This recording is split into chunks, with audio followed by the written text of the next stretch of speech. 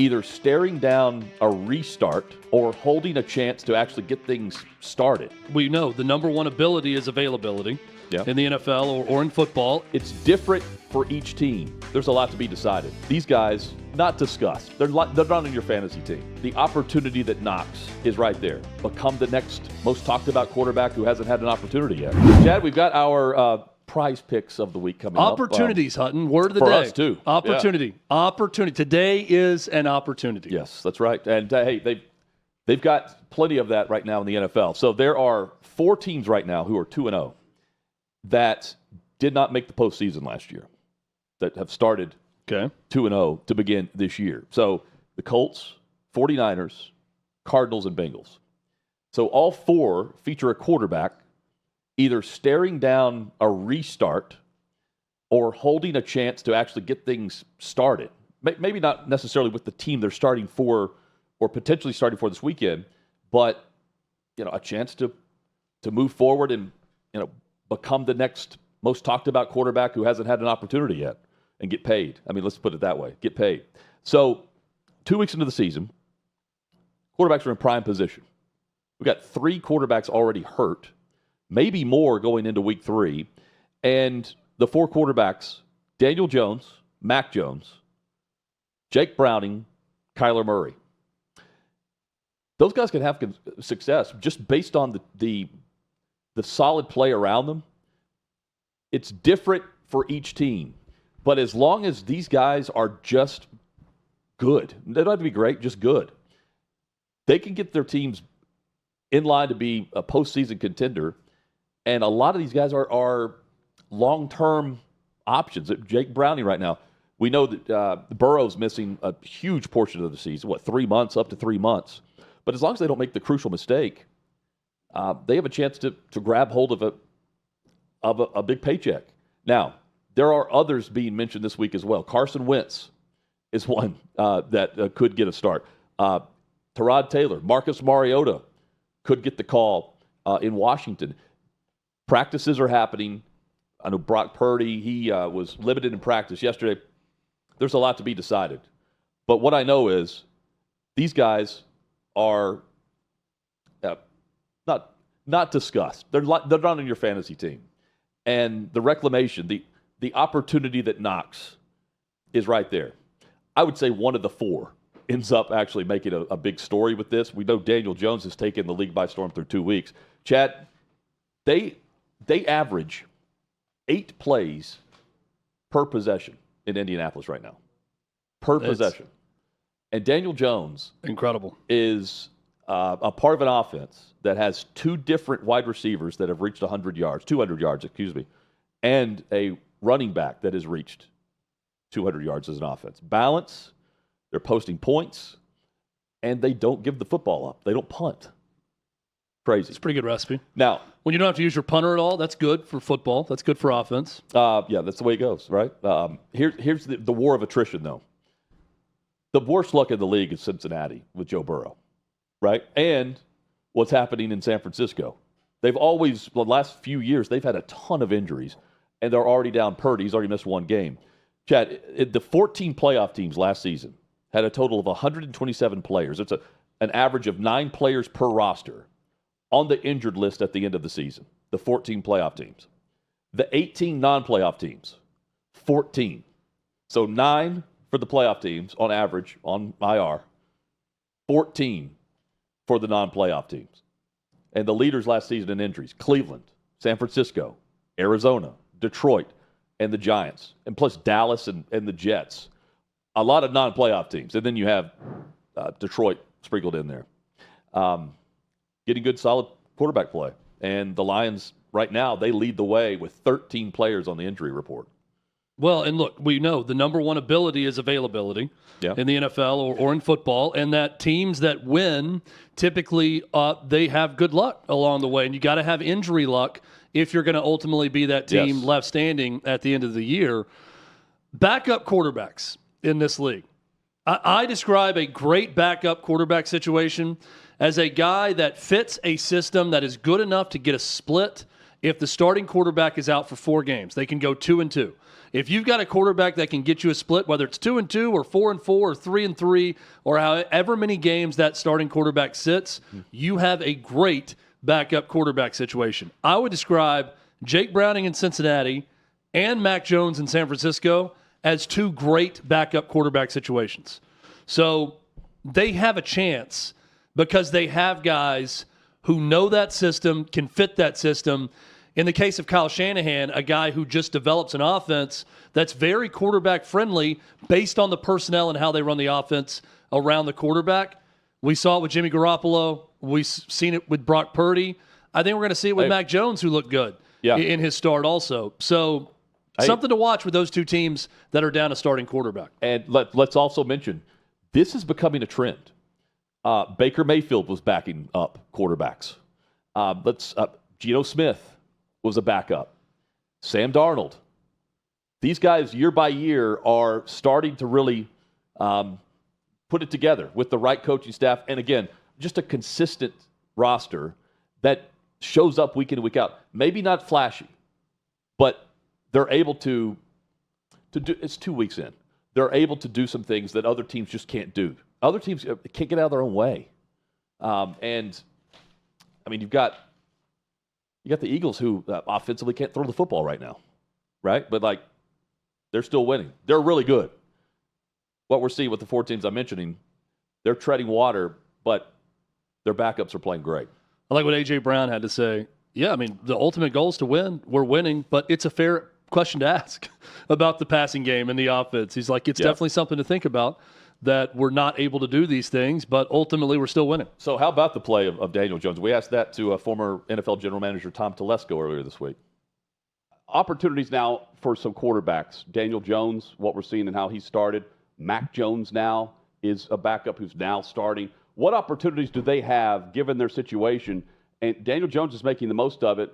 And we certainly know Mac Jones is with a coach that's known for making the most of it. Yeah, I think the Daniel Jones situation has been, he just handled it perfectly from his release from the Giants all the way through to his signing with the Colts. So you get released from the Giants.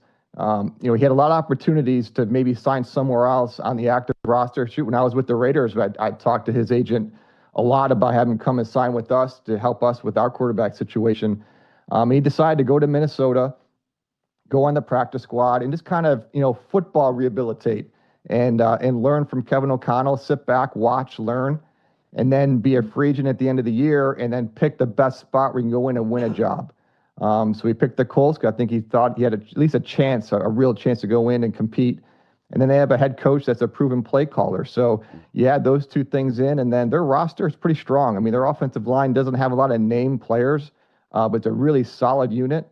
It's better than the unit he played behind with the Giants. And they had one of the best running backs in the league with Jonathan Taylor that they rely on a lot. An outstanding rookie tight end and a good receiver group. So he has a lot of talent around him. Outstanding head coach and play caller. And he's kind of handled this. I mean, it's hard. You're a first-round draft pick. You go to your first team. He had a little success. Didn't turn out the way he wanted it. And he's done a great job kind of rehabbing his career. And hopefully it keeps going the way it is. So it is time, as we set the scene now with the quarterback starting, for one big thing on every NFL game. Through 2 weeks, 17 games have been decided by 6 points or less. That's the most at this point in 12 years. And last week, teams combined for the highest scoring output in 4 years. This week, 7 of the 16 games divisional matchups, setting the tone for playoff positioning. Tonight, an AFC East matchup in Orchard Park, Dolphins and Bills.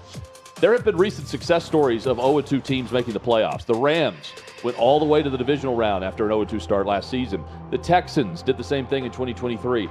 The 2022 Bengals, they advanced to the AFC Championship game. Those teams, well, the Dolphins don't match up to them. They're not one of those teams. Their secondary is the worst in the league. Their offensive line is terrible. They still cannot run inside. Josh Allen should light them up tonight. And Mike McDaniel's on the hot seat. If he can survive this week, the schedule does get easier, but he needs his team to show up tonight. Falcons and Panthers kick us off on Sunday. Carolina has been outscored 40-6 in the first half to open the year, giving Michael Penix Jr. a great opportunity for a fast start. The Falcons' pass rush has not sacked Bryce Young since 2023, but they have 7 sacks on 31 quarterback pressures through 2 games. And Bijan Robinson, an electric performance last season in both matchups against the Panthers, 4 touchdowns, over 300 yards rushing. Chad Withrow will be taking more when it comes to prize picks, and Michael Penix Jr. That's a prediction. Anytime Michael Penix Jr. is involved, Hutton, I'm going more, constantly. That's Download the theme. the prize picks app, code Hot Mic there. Browns hosting the Packers. The Packers have been the Packers have not been outscored. They've outscored opponents 31-6 in the first half of games to open the year.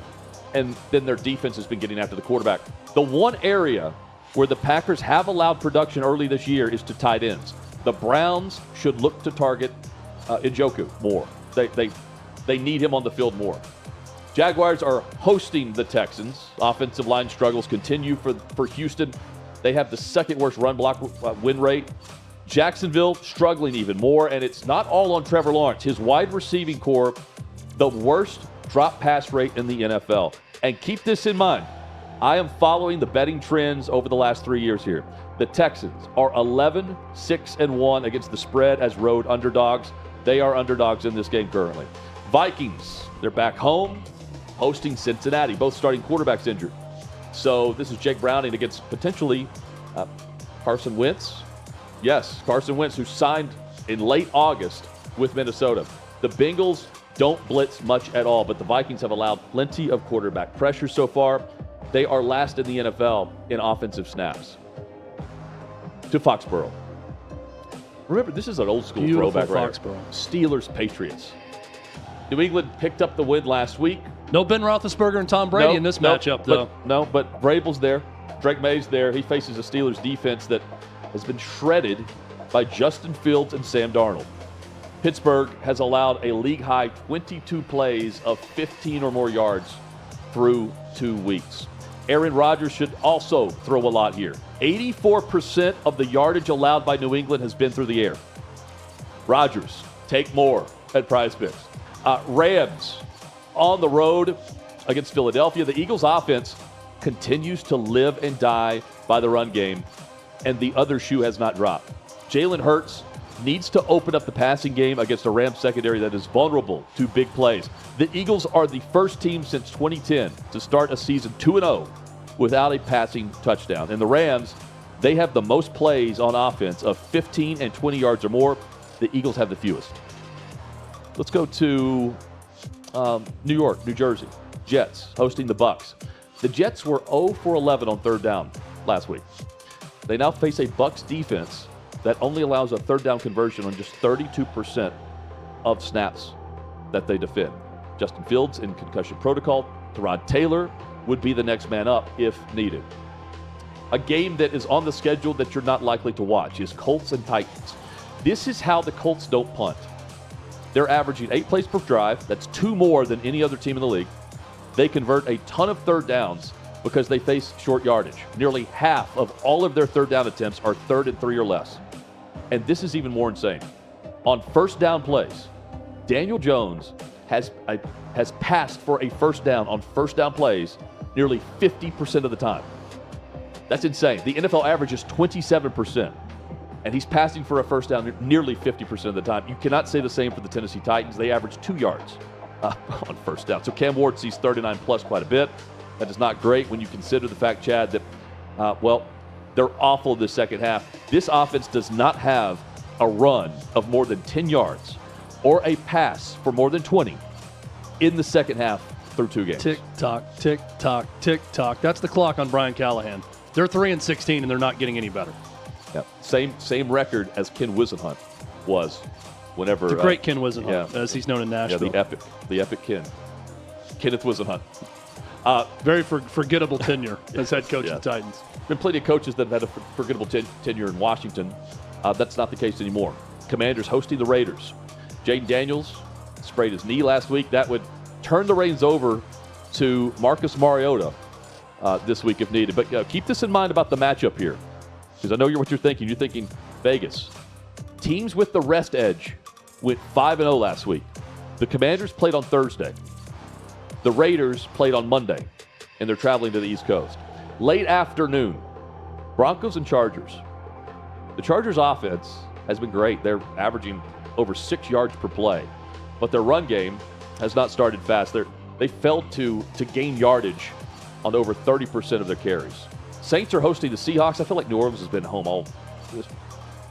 Is it 3 straight? It feels like 3 straight. It's not. Fantasy football players. New Orleans has allowed big points to both Kyler Murray and Mac Jones so far this year. Sam Darnold should feast. Chicago hosting Dallas. Last week's overtime win. It was a great game against the Giants. It was big.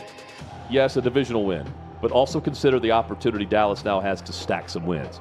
Sunday is one of 3 games over the next 4 weeks where the Cowboys will face a bad opponent. Great for them, bad for their opponent. They face the Bears on Sunday, then the Jets and Panthers follow the Week 4 matchup against Green Bay. San Francisco, Arizona. Go to Prize Picks and use code Hot Mic and add this to your $5 lineup and get $50 using the code, and then win big to win as well. Kyler Murray hasn't been great to begin the year. All right, follow me here. He has produced on the ground against Robert Saleh's defenses. He's averaged over 55 yards rushing, and he scored 4 touchdowns in his 5 career starts against Saleh's defense. And so far this season, Murray is scrambling over 10% of his dropbacks. That would be a career high if that stands. So go take more. Prize Picks app, code Hot Mic. It's good to be right. Chiefs and Giants. That's the type of research that I could use, Hutton. I need more of that from you Kyler Murray. when it comes to Prize Picks, because I am limping right now to the finish line this week. So that's good. Good research. Looking for more. I'm just going to go with the gut kind of guy when it comes to the more. But that was great. Win. We got an instant win coming up. It's coming up right here. Chiefs and Giants, Sunday Night Football. Remember, Sunday you can get more. If Mahomes throws for a yard, you're going to get that one as part of Prize Picks. Chiefs look to avoid their first 0-3 start since 1978. Awful starts are something that the Giants are used to. They're accustomed to this. The franchise 0-2 for the 10th time in 13 seasons. The Giants opened this game, though, as a -130 favorite. So I'm thinking Jackson Dart here for early snaps in this game. Patrick Mahomes turned 30 years old this week. Doesn't he feel older? He turned 30 this week, Mahomes. He enters Week 3 with 106 career wins. That includes the postseason. He's 1 win away from tying the record for the most wins in a quarterback's first 9 seasons. Most wins in 9 seasons. I was surprised by this. The quarterback holding that record right now is on the home sideline, Russell Wilson. Wow. Most with 107 or 8. Yeah, and 107. Mahomes is 30. We're about to turn 30. Mahomes turned 30 this week. Turned 30 this week. Yesterday, actually, Wednesday. The Eagles pressured Mahomes a ton. Kansas City just 4 of 13 on 3rd down. And the Giants can do the same on Sunday night. Thibodeau, Burns, Abdul Carter. They could get after him here. Mike McDaniel isn't the only head coach on the hot seat, by the way. Brian Daboll, he needs this win. 4 of the Giants' next 5 games against playoff teams from a year ago. Speaking of those teams, Monday Night Football, Lions on the road against the Ravens. Can the Lions visit the Inner Harbor and beat Baltimore for the first time in 20 years? Both teams 1-1, coming off big wins and big scoring last Sunday. That's why the over-under opened at 51.5. This is the highest game total of Week 3. The Ravens, they've averaged 40 points per game over the first 2 weeks. The Lions got it going last week. Lamar Jackson is dealing. He's yet to turn it over. He's passed for 6 touchdowns. He's rushed for 430-plus yards. He scores on the ground. I mentioned this game should be a shootout, but can the Lions' defense create a turnover or 2? The Ravens are 2-7 over the last 3 years when they have multiple turnovers. Of course, Henry had the big one in Week 1 with the fumble. He rushed for just 23 yards last week. Shocking. Yeah, maybe take more. Prize Picks, simple to play. You just pick more or less on 2 to 6 player stat projections. If you get your picks right, you could cash in. Time to, right? Prize Picks offers injury reboots. If one of your players leaves the game in the first half and doesn't return, Prize Picks won't count it as a loss. And they invented the flex play, which means you can still cash out if your lineup isn't perfect. You could double your money even if one of your picks doesn't hit. Prize Picks, the best way to win cash this football season. Which players are going off, which ones aren't. Make your picks in less than 60 seconds. Turn your takes into cash all season long on PrizePicks. You download the app today, and then you use code HOTMIC to get $50 in lineups after you play your first $5 lineup. That's code HOTMIC to get $50 in lineups after you play your first $5 lineup. PrizePicks, it is good to be right. And we have turned our picks in, Chad. Yes, we have. Let's turn our picks into winnings? Yes. More. That'd be new. We need more wins. Yeah. Chad and I always take more when it comes to PrizePicks. I'm taking more. Josh Allen, more than 1.5 passing touchdowns. Give me 2 passing touchdowns tonight for Josh Allen. Josh Jacobs, he's either going to have a rushing or receiving touchdown. Alec Iomanner. This is now Cam Ward's favorite target because Calvin Ridley can't catch the football. The rookie, taken for more than 31.5 receiving yards against the Colts. And give me Patrick Mahomes. Again, Sunday, Patrick Mahomes, take more than half a yard passing. Add that to everything you do. And you can criticize us for a lot, but you cannot criticize us for a lack of commitment to the bit because we are committed to the bit to go more at all times. Yep. My picks this week are as follows, and we are going more as well. Josh Allen, I'm going more than 27.5 rushing yards. Okay. He's going to break off a big run against a pretty porous Miami Dolphins defense. Yep. DK Metcalf and Aaron Rodgers, they've had a good connection so far. Give me more than 62.5 receiving yards. I'm going more on receiving yards for CeeDee Lamb as well. And Patrick Mahomes, Here we go. they're not going to go 0-3. He's going to break out of it. He's going to get that record that Hutton talked about most wins in their first so many seasons or until 30, whatever it is, 9 seasons. There you go. Thank you. Patrick Mahomes, a huge day, over 245.5 passing yards against the New York Football Giants. Maybe Brian Daboll. He bites the dust. He could be Mike less. McDaniel could. I'd be taking less on Brian Daboll right now if I could. Mike McDaniel could Good. A long weekend coming up to him. And that team, we'll find out if they quit. Yep. Pretty soon. Hey, we've got Bobby Burack coming up. Jimmy Kimmel, he's out. At least for now. Well, I mean, indefinitely gone. We'll Probably gone for good. I would guess so. I would think so. We discussed that with Bobby next here on Hot Mic.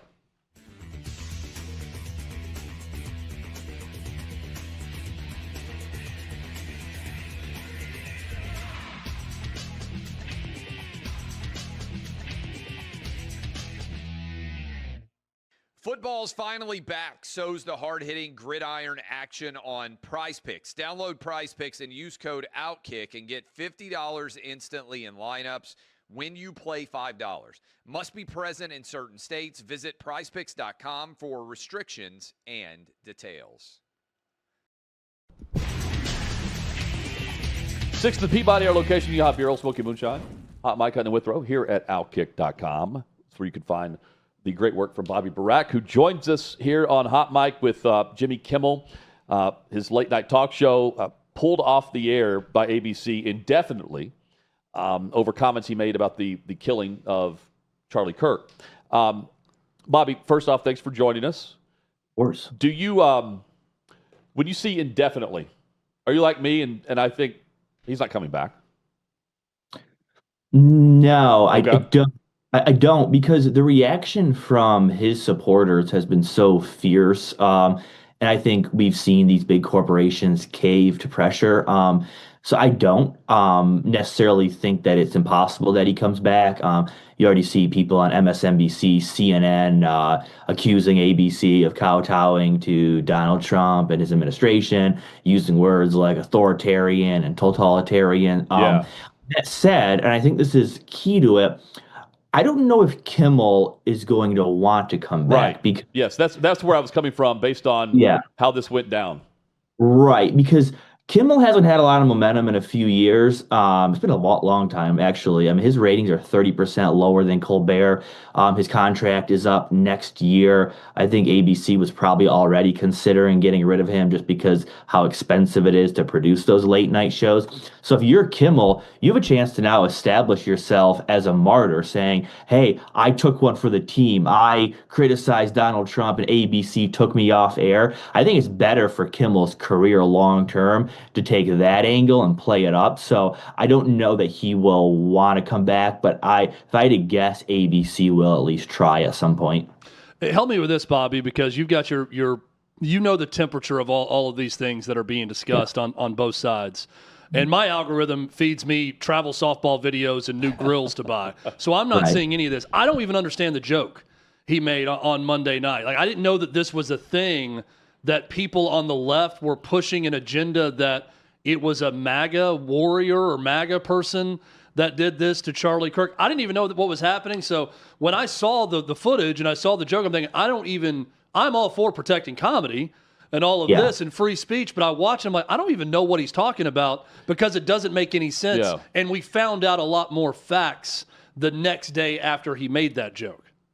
Well, I would argue it wasn't a joke. That's the distinction that's important here. Now, remember, he said that on Monday. Yeah. Sunday, the day before, the Utah governor came out and said that from his understanding and information, the alleged assassin had leftist ideology and had become radicalized. So that was more than 24 hours before Kimmel went on air. So this idea that he didn't have the information doesn't add up. Moreover, there is no indication that the assassin or alleged assassin was part of the MAGA gang. The Los Angeles Times started this conversation by interviewing a disinformation expert, whatever that means, but that was quickly debunked. And you're right. So people on the left are saying, well, we got to protect comedians, but we're not. ABC's not punishing Kimmel because he made a joke. A joke would be like Donald Trump's fat or whatever. He spread a lie and refused to correct it. Remember, that was Monday. Kimmel came on air Tuesday, recorded a brand new show, and did not correct the lie, even though that day he had the information from the text messages that the alleged assassin admitted to killing Charlie Kirk and said he did it because he found him hateful. So there is no excuse for Kimmel not to address that on Tuesday because he didn't get pulled off air until Wednesday. And right before they were about to tape the show, right? Like they were letting in the audience, which tells me, I would assume that they were asking him to correct the record. And he refused. He didn't want to do it.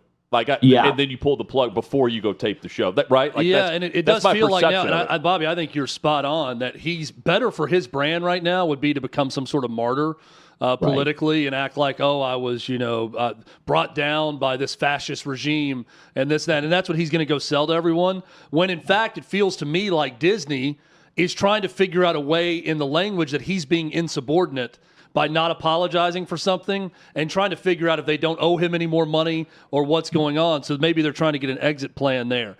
Let me pose this to you, because this is something, I've been seeing a lot online. I'm sure you are too, Bobby. This is an X post that I received from Christian Beck. Setting the precedent for when your own thoughts and speech fall out of line with the fascist communication conglomerate and you're the target, then you will be screaming from the rafters about suppression, martyrdom, and oppression. Rules for thee, but not for me. A very slippery slope when the FCC gets involved.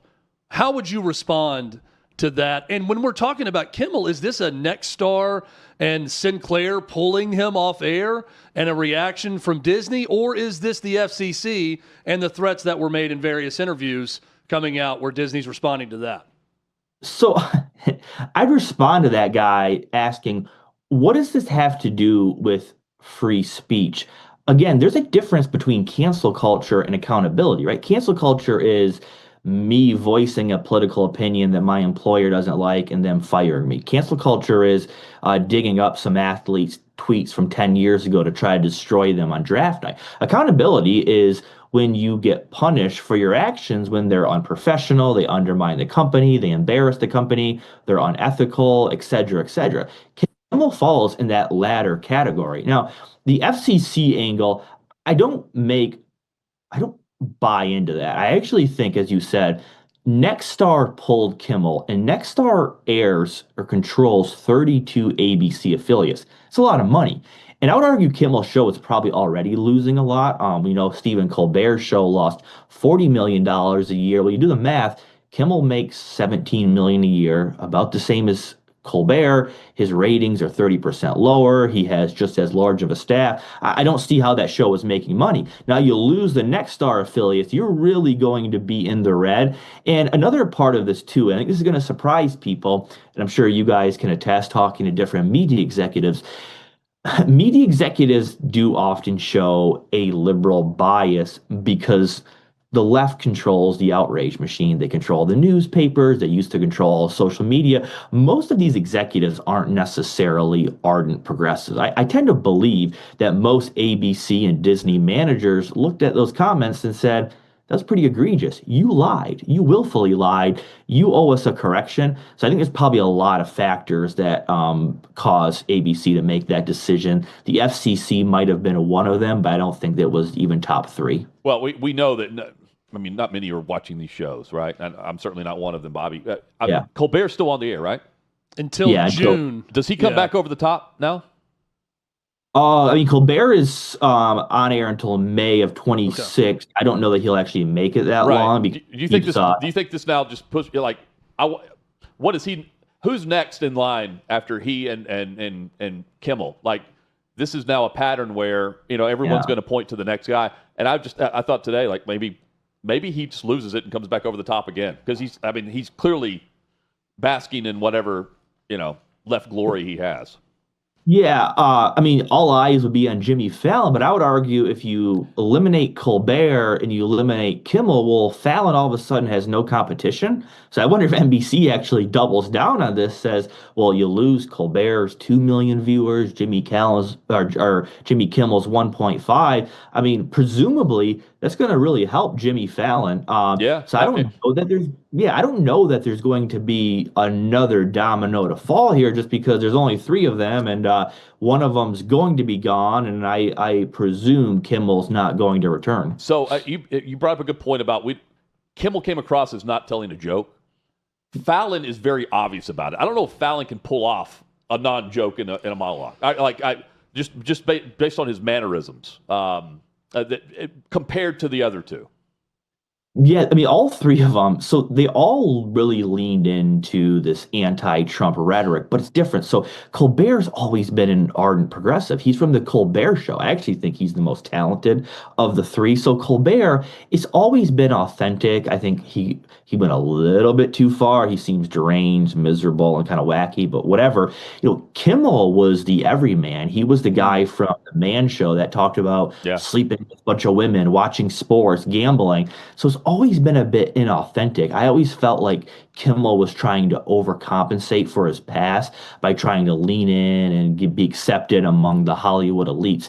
Fallon is interesting because, as you said, his show's a bit more cartoonish. Yes. It's not serious at all. He's a song and dance guy, right? Like, I mean, that's sort of his background. He can do impressions, he can sing, he can dance. He's an old school showbiz showman to me. Yeah. And it's funny that's working more ratings wise because he's the least political of the 3, right?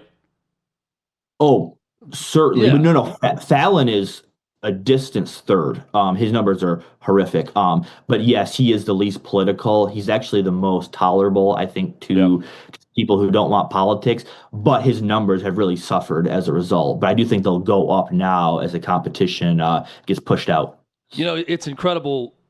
Late night television and that late night talk show and the institution it's been in America, Bobby, how much blame, if this all blows up, if this starts to go away completely, the way we know it, how much blame do we put at the feet of Stephen Colbert and his writing staff, Jimmy Kimmel and his writing staff, and turning what was a way to unwind at the end of the day into a forum to disagree politically with who you disagree with politically? How much of the blame is for them? I think 50%. The reason I don't say more is, like, they're certainly to blame. I think if you would have had better talent who were not as divisive, it would have done better. But late night did run into some other issues that were unavoidable. One is, as you guys probably know, people used to have to wait up all night to hear from their favorite celebrities. Well, now celebrities are on social media all day. You see them on podcasts, and those are better forums. So you don't have to tune in to the Tonight Show or the Late Show to hear from your favorite musician or athlete or actor. athlete. So I think that has been a real struggle for late night to try to just deal with the changing times. I think cord cutting has been a problem too. Younger generations don't even have cable or broadcast TV, so they're not watching this. But there's no doubt that the politicalization of late night hurt it. I mean, a good example is Bill Maher, very political guy, but a bit more moderate. I mean, he's as relevant as ever.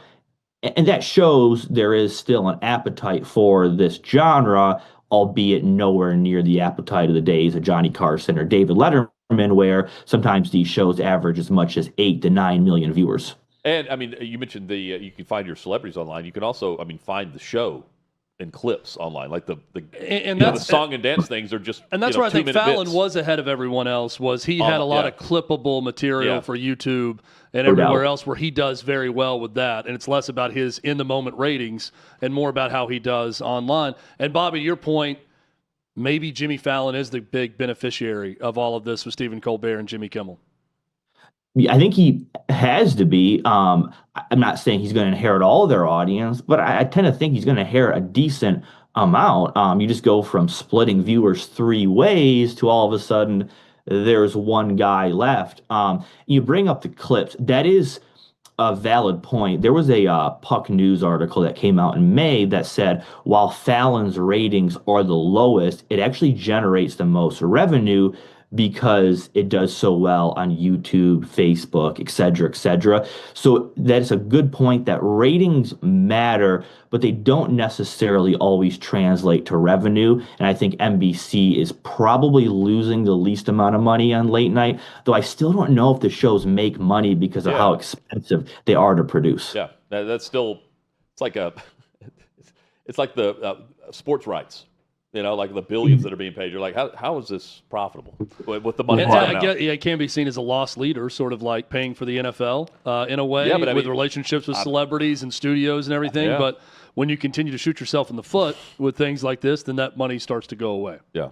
Well, yeah. And think about, CBS, they're not going to replace late night. The word is they're likely just going to air reruns of like 2.5 Men and Big Bang Theory. Well, they already syndicate those shows. They already own those rights. So it costs them nothing to produce those shows or air them. And they draw more viewers than late night and they make more money. So as a business, it doesn't really make sense to invest in late night anymore. Yeah.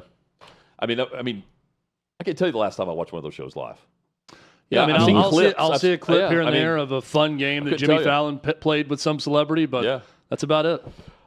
Bobby, thank you for the time, man, and always enjoy the work at OutKick. I appreciate it, guys. Yeah, great job, Bobby. Thank you. Bobby Burack has been our guest there. Yeah, man, it's fascinating to think about who's stepping up next. Not that Kimmel thought he has to step up and be Colbert, but there's the next person, the next shoe to fall. I don't think it's Fallon. I just think these guys double back. I think Kimmel will go on Howard Stern. Right? Yeah. And he'll double back that way. There will be more of this based on the reaction of the networks. And there's been this huge boom. We're talking about comedy, right? Because these shows are supposed to be comedy. Supposed to be. We've seen this huge boom hunting in anti-woke, anti-cancel culture comedians. Shane Gillis, Theo Vaughn, Dave Chappelle. To an extent, like comedians like that's a lot of them outwardly speak out against cancel culture or telling a joke and getting in trouble and all of that. And I support that. Like, I think art is different from a lot of broadcast or news in that there is an artistic license, there is a freedom of expression, and we have to protect art and we have to protect comedy in that way. So the person who sends me this on X and says it's a very slippery slope when the FCC gets involved because they don't like what someone said, then they gets them fired. That's not a good thing. I understand that line of thinking.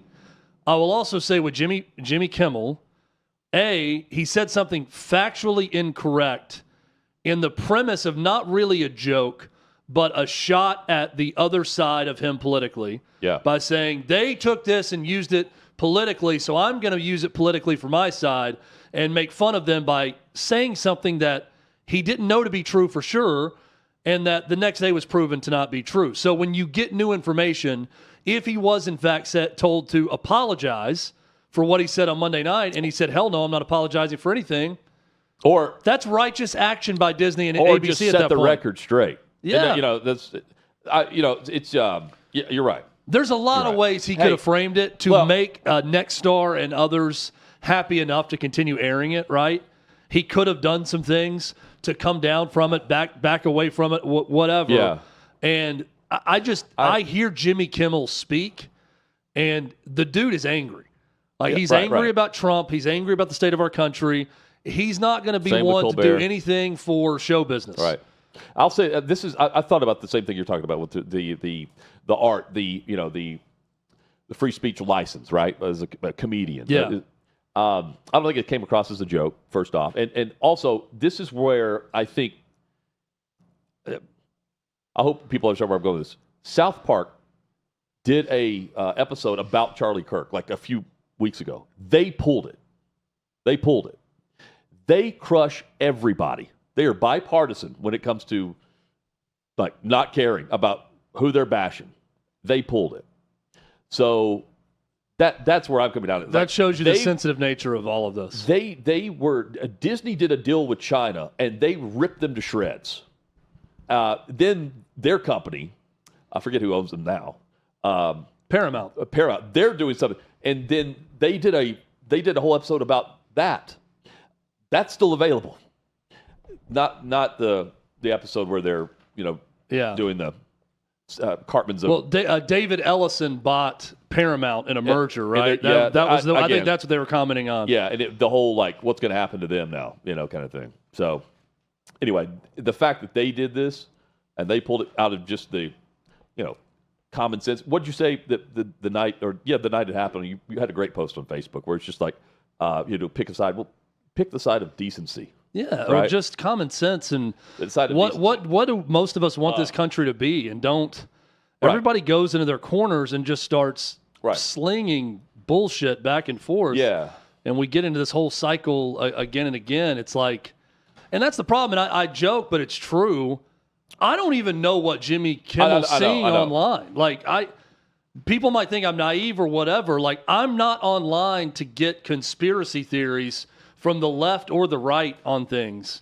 Right. So I'm pricing the Pit Boss 3000 to see what kind of smoker I'm going to get from my backyard. That's what I'm getting. I'm getting travel ball jokes about coaches and parents on my algorithm. I'm not seeing whatever the hell Jimmy Kimmel's seeing about this being some vast MAGA conspiracy in the assassination of Charlie Kirk. And then he goes on a national broadcast and repeats it.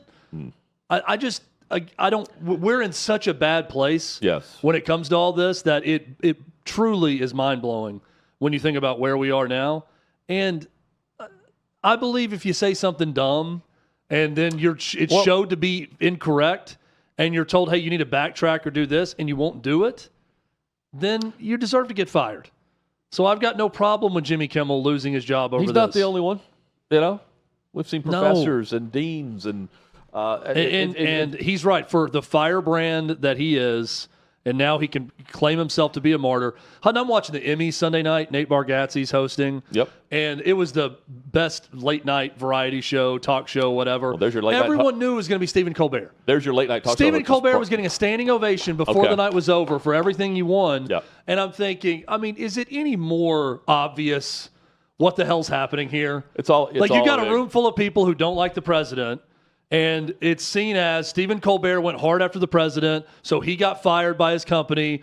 His company's in cahoots with President Trump. It was a deal as part of a lawsuit. Yeah. And now Colbert's gone. And now this oh my gosh, this guy making $20 million a year is this sympathetic figure.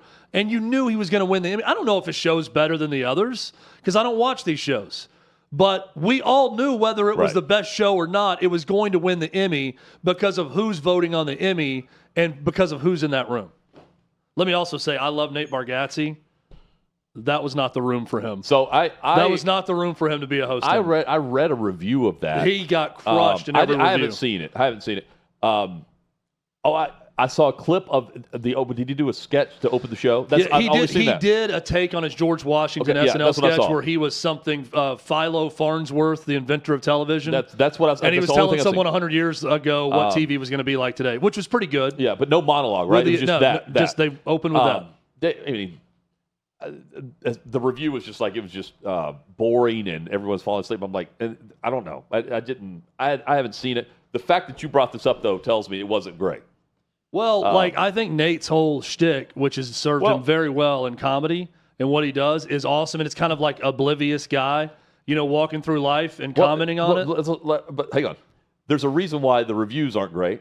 It's because he did exactly what you would expect Nate to do. He was just himself. He wasn't coming on there with some political agenda. Yeah. Right? And that's what they want. Also, Hollywood is so up their own ass that they don't like when someone acts like they don't know who they are. And did he on the review it said they put like $100,000 a donation based on how long your speech was.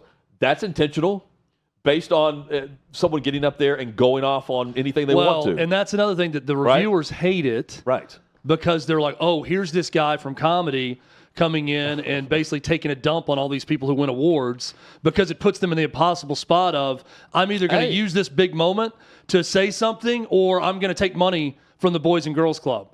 So it was an ongoing bit, which the bit itself was funny, but it lasted the whole night. Every time he came up, he was updating how long someone went over and what the price tag was. See? And you knew at the end he gave $250,000 and CBS gave $100,000. So they were going to get $350,000 no matter what.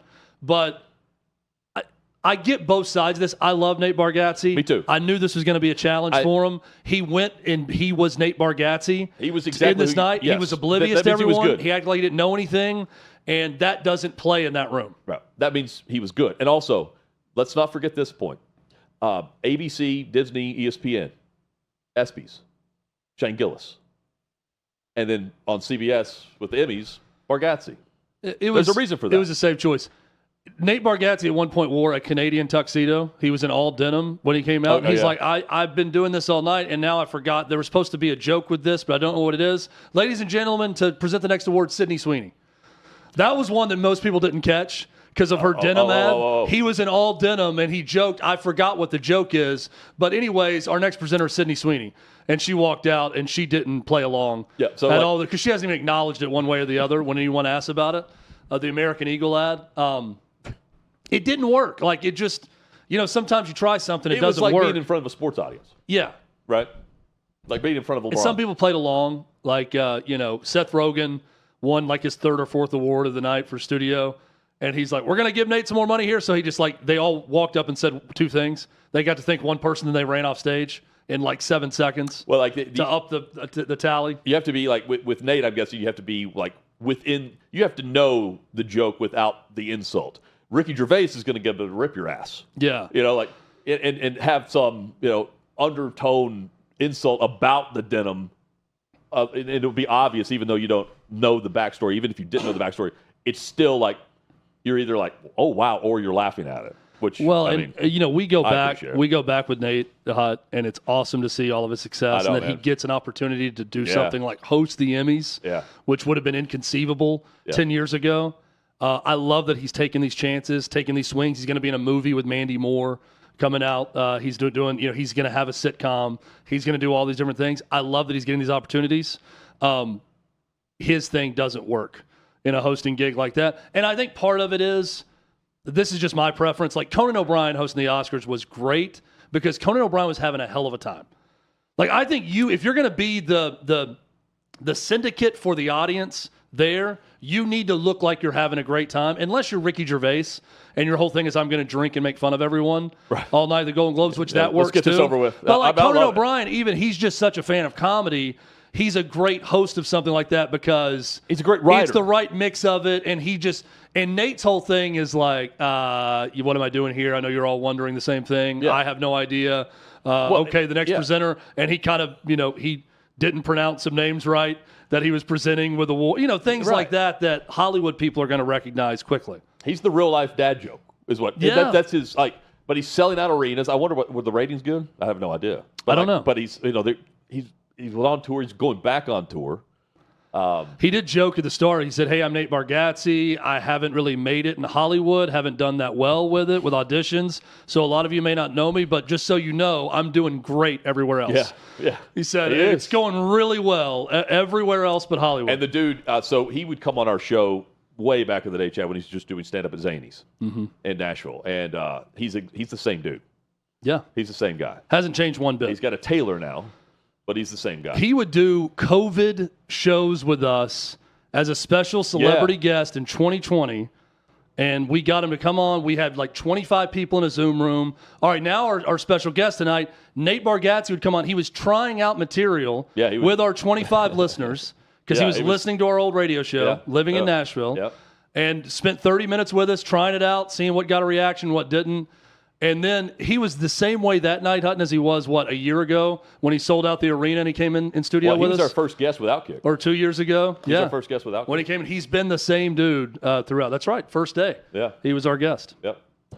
Big Vandy fan, too. Yeah. Got to be pleased. I love Nate. I think he did a fine job. I just don't think his deal works with the Emmys hosting. I think he would say the same thing. Probably. You know what I mean? Like, he's self-aware. He would joke about it. Yeah, that'll be part of his tour. Not the Emmys. Here's also the great thing about Nate. The fact that he didn't jive well with the Hollywood elite. That's it. Is what makes him so important and successful today. Yes. So the same things that contribute to all of his success probably contributed to him not being as big of a success as a host of the Emmys. That's Shane Gillis, Theo Vaughn. Yeah. You know, he's probably the next host. And most of the Hollywood elite establishment probably doesn't like these guys. Yeah, obviously. For sure, and including those that are actually watching the show and writing reviews. Nate, by the way, who's not political at all. You know, people can make their assumptions about whoever, but like he's never talking politics. Chad, we'll be talking top 10 games of the college football weekend tomorrow. We will. How's the list so far? It's really good. I have 17 options, and I whittled it down to 10, Hutton, just for you and for our audience. Subscribe to the but really just for you. Hot Mic YouTube channel. You can drop us a line there, and also spread the word. Share the show if you don't mind. We are back at it Friday edition, 11 a.m. Eastern. Hot Mic, Hunter Withrow, right here at OutKick.com.